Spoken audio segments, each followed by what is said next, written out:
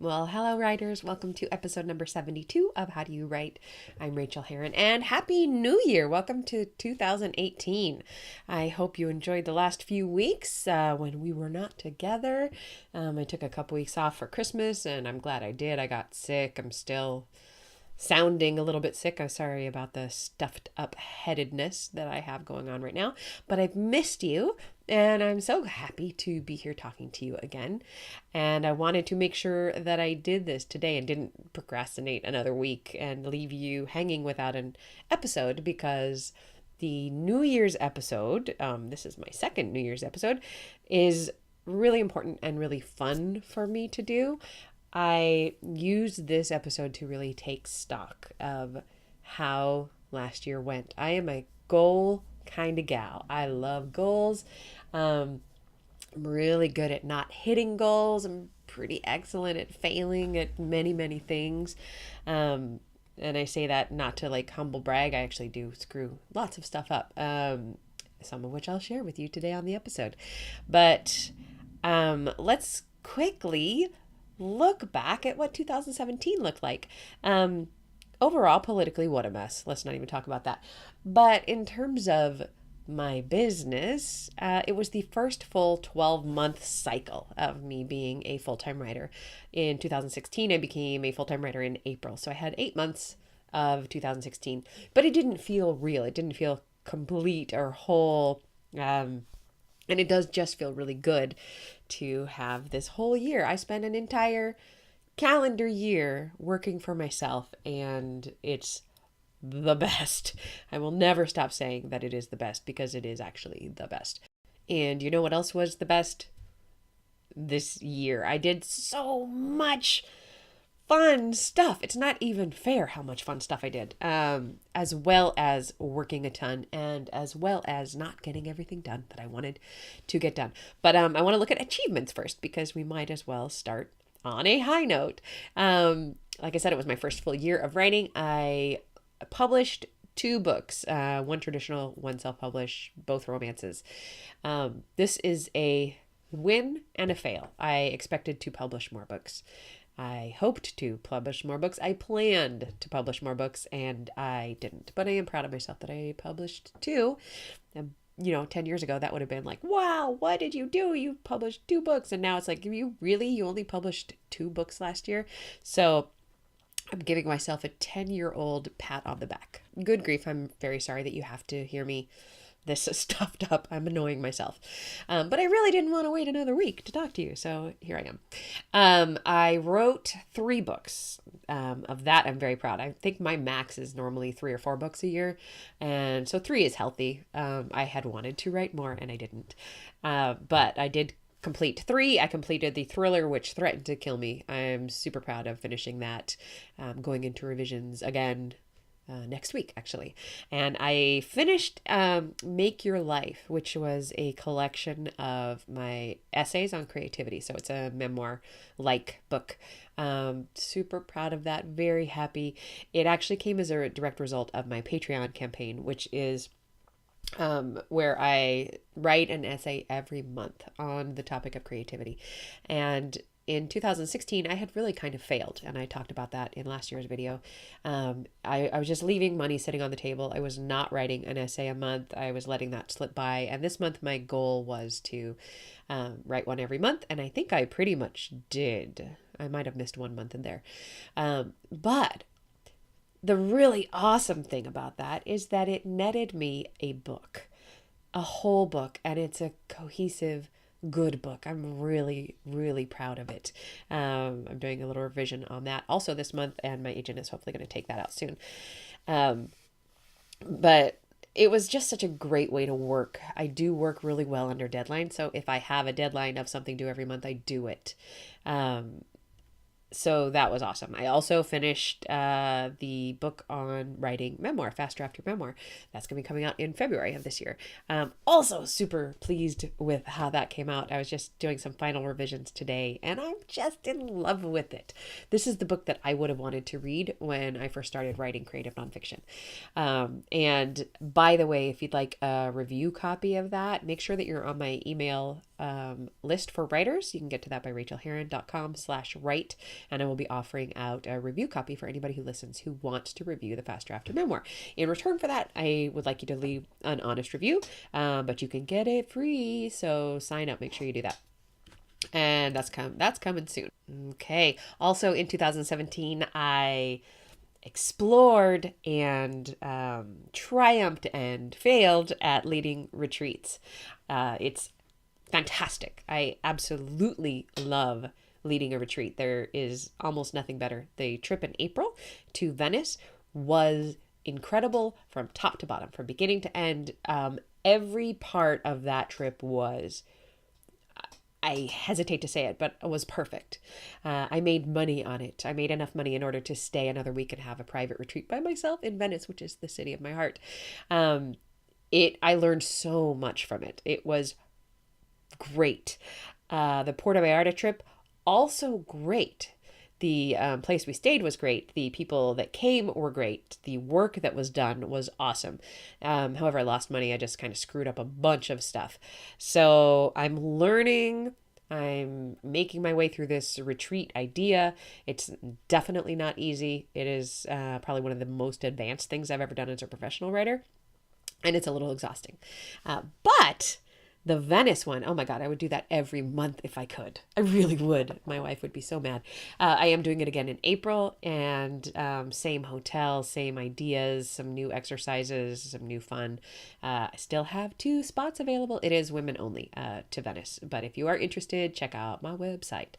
So I got to do that. That was really, really a highlight of the year.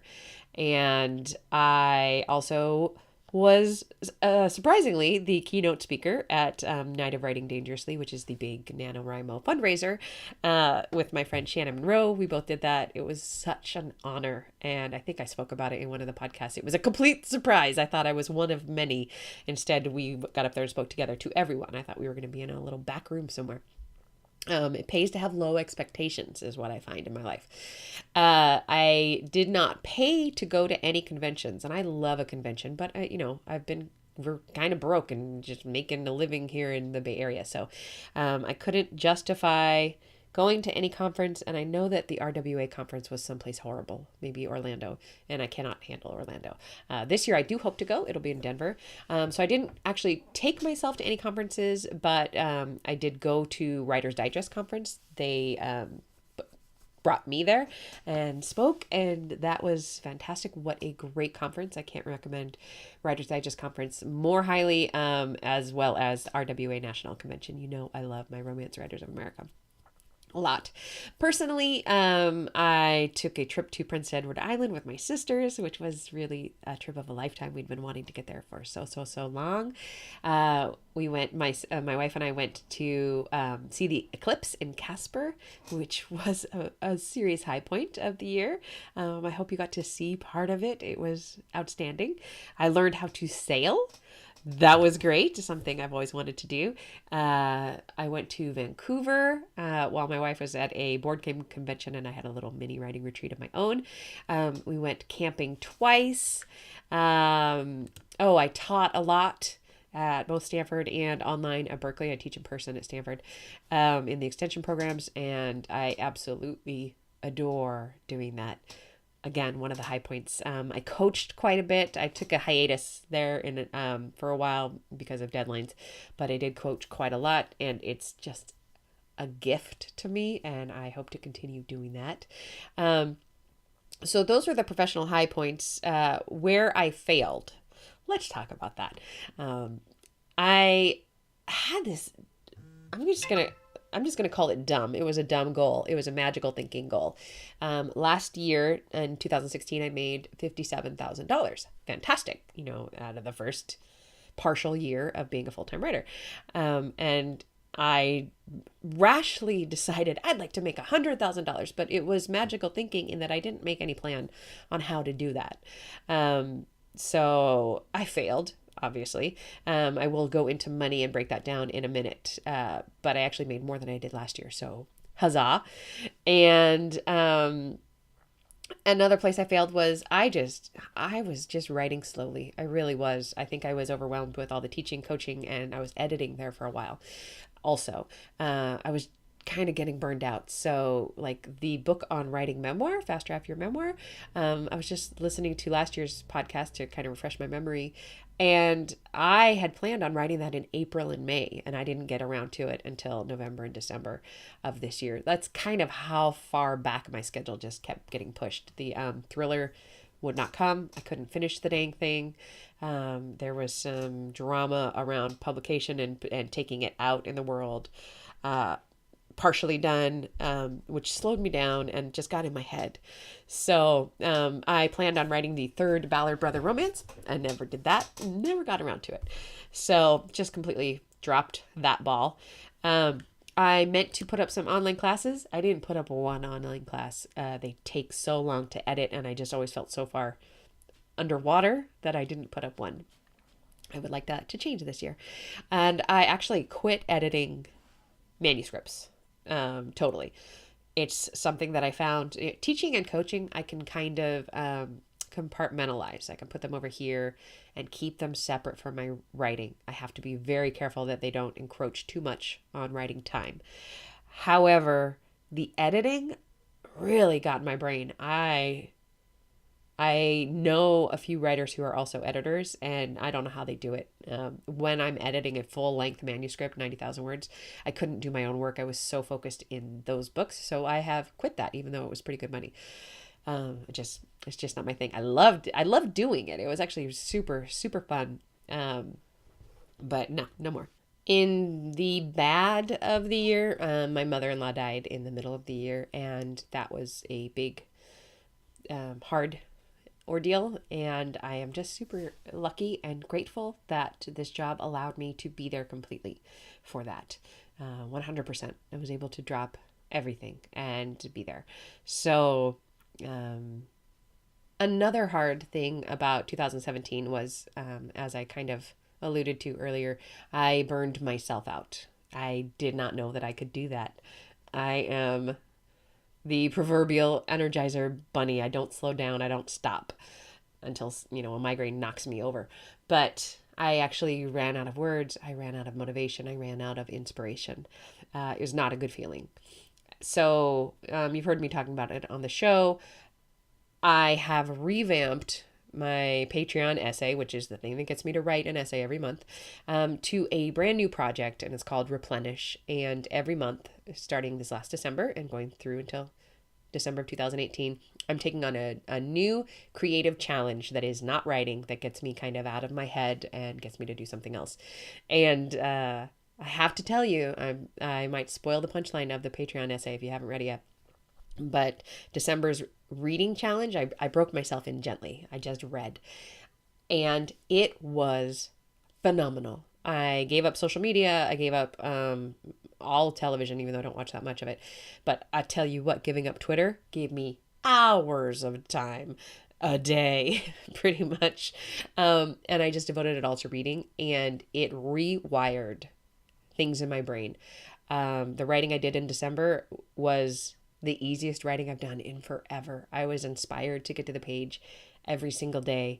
I loved my job again, and I cannot tell if this creative replenish endeavor is going to continue filling up my creative soul for the rest of 2018. But oh my God, I can only hope it does, because it was really kind of mind-blowing how big a difference it made and how much a change I felt. So that was 2017. Let's look ahead to 2018. Plans for 2018 in the year to come. I am the newly appointed VP admin of San Francisco area Romance Writers of America. I've never been on a board before, and we had our first board meeting the other day, and there were official minutes being taken and all of that. I'm very excited to work with this organization. I absolutely believe in it, and I owe it a huge debt. RWA really changed my life. They taught me almost everything I know about the industry. Seriously, I'm always telling you, get thee to an RWA meeting, no matter what you write. If you have one single kiss that could happen, get to an RWA meeting. It's the best. So I'm excited about that. In terms of writing plans, I am going to, God is my witness, I'm going to write 2 romances, 1 women's fiction, hopefully for Random House Australia, who I hope they still want a book from me, but I really love working with my editor there. I'm also writing the Replenish book and perhaps another thriller. So lots of things in the hopper floating around. I'd also like to work on some short stories.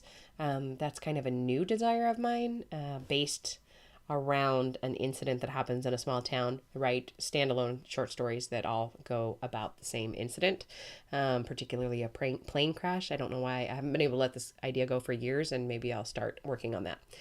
So that's the writing plans, and I actually do have them all written out in my calendar because I do believe in making plans that are measurable and then completely failing to do them. Hopefully I'll be a little bit better this year.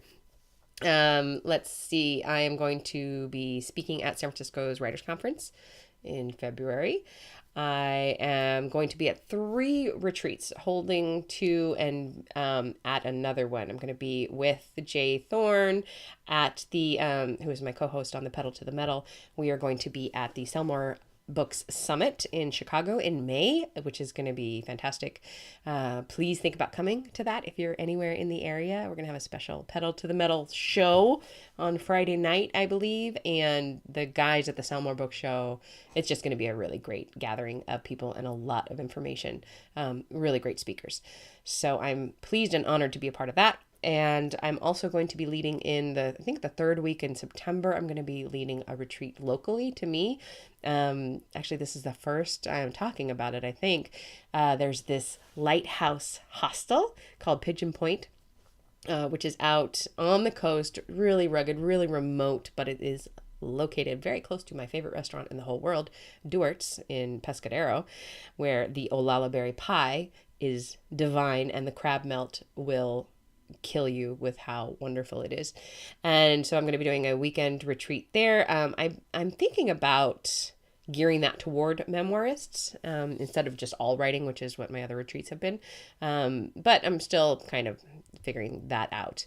I'm going to be putting up 2 online classes, at least. I'd like to do more, but I would like to do a How to Plot Your Novel online class and basically an online class of Fast Draft Your Memoir, which should be, I would think, pretty dang easy to do since the book is written.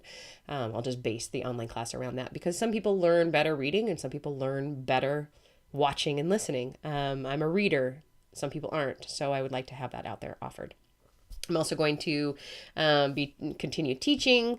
I would like to teach a little bit less and maybe coach a little bit more, but I have not decided. It's all about how my time works, because writing is the most important thing. That's the thing I have to safeguard and really protect.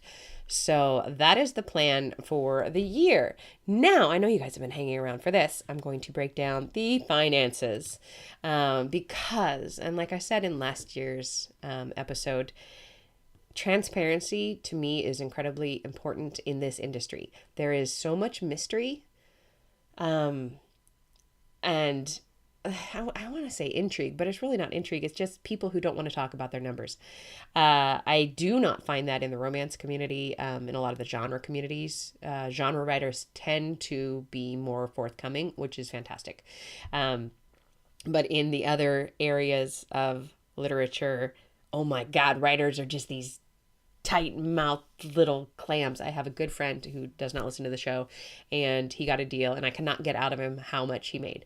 In my mind, that's just something me and my friends talk about. And in his mind, he's like, oh God, no, the publisher would not want me to tell you. And that's absolutely fine. That is his decision. That's great. But I really like to share these things because you guys have these questions. And again, I'm going to preface this by, I don't know if this is going to be good news to you or bad news, because I've been doing this a long time and I'm still not making that much money, honestly.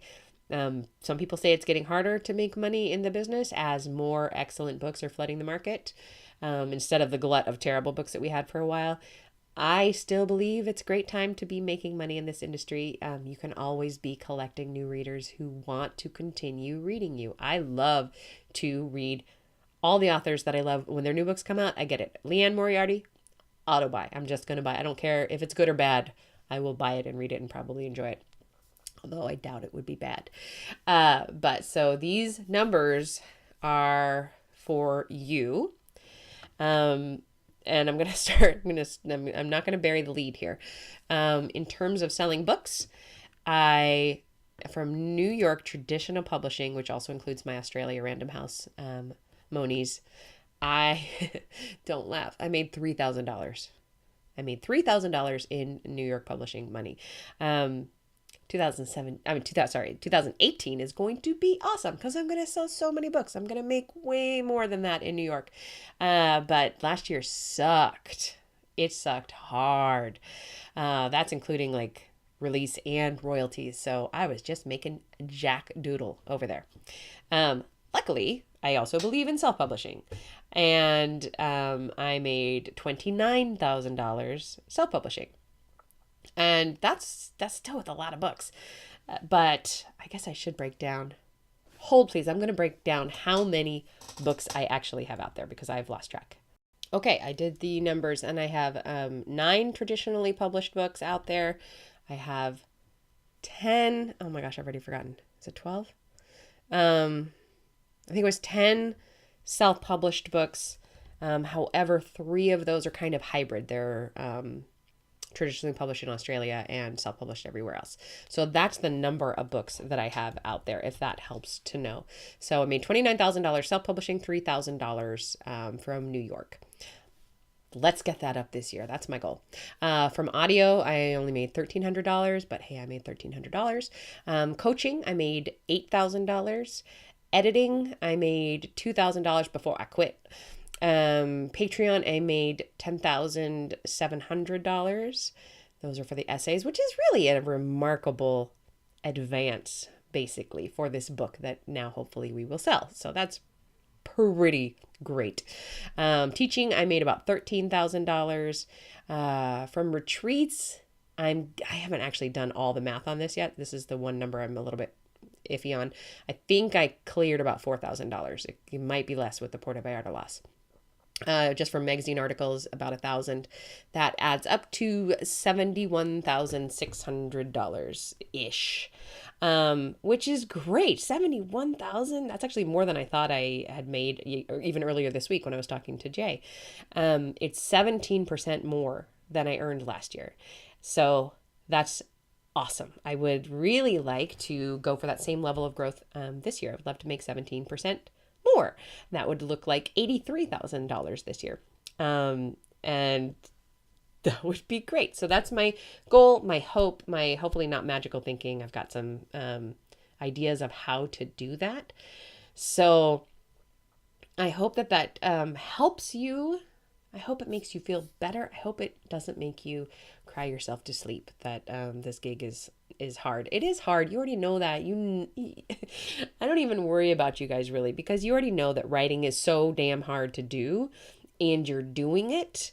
That the business part, the life that comes around it, it's difficult, but it's like the good type of difficult. You know what I mean?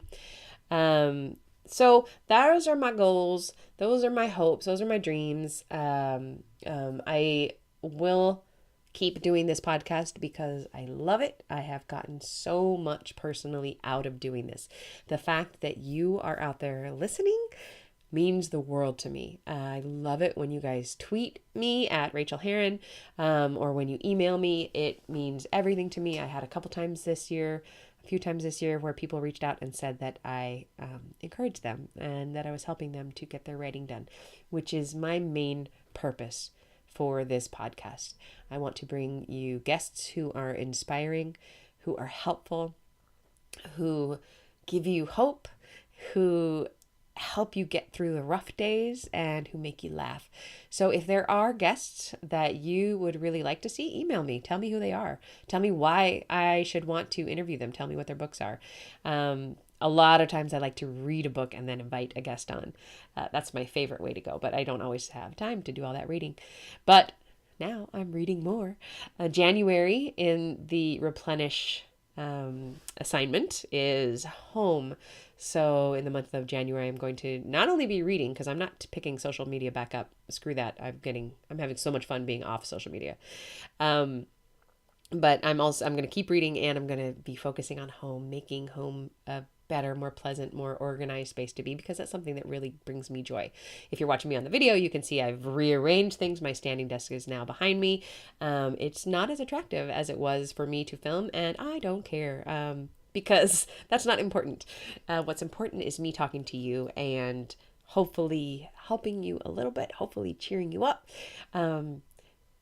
keeping you positive. That's just one of the things I love doing. I definitely feel like I'm rambling, so I'm going to cut this off now. But I do want to wish you the same thing I wished you last year, which is many words, much revision, and all the happiness that you can pack into those two things. Those are the things we do, friends. We write, we revise. And then somehow we put those words out there, and those words make a difference to somebody else in someone else's life. There is nothing better than that. I could be writing these books and leaving them on my computer. That would be absolutely fine. Some people do that. But I bet that you're listening because you want to help touch other people's lives by sharing the thoughts that are in your head. And that is some incredibly strong magic. So I wish you continued success. Please reach out and connect with me this year. It means the world to me. Thank you so much for listening, and Happy New Year. Let's make 2018 bright. Talk to you soon.